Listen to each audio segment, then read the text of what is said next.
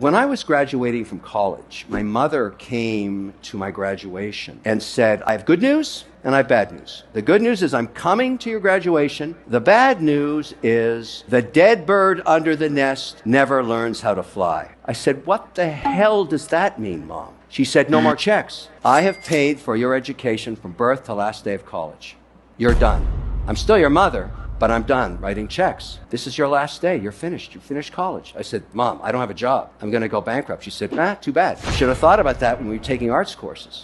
I said, well, it doesn't really matter what I took. I don't have a job. She said, you'll figure it out. And it was a tough couple of years. What she was saying there, I learned later, God rest her soul, is she hates entitlement. She doesn't like the idea of de-risking somebody's life by guaranteeing them a free ride. Now, I didn't think a lot about that, but years later, when I had my first liquidity event in Boston, the sale of the learning company, we sold it for $4.2 billion. There were 10 of us that were founders. And I went to a lawyer and I said, look, I'd like to do a generational skipping trust. The trust pays every expense for a child, even born out of wedlock, generations from now, till last day of college, and then they get nothing. And he said, are you sure you want to do that? I said, yeah, I want to do that. That's what my mother did to me. It's a free ride from birth to last day of your education. And you can stay in the system as long as you like. You can get your 4th PhD, I don't care. But at some point, the dead bird under the nest never learns how to fly. That's what I did. I went home. My children at the time were 4 and 6. I explained the structure of the trust to them.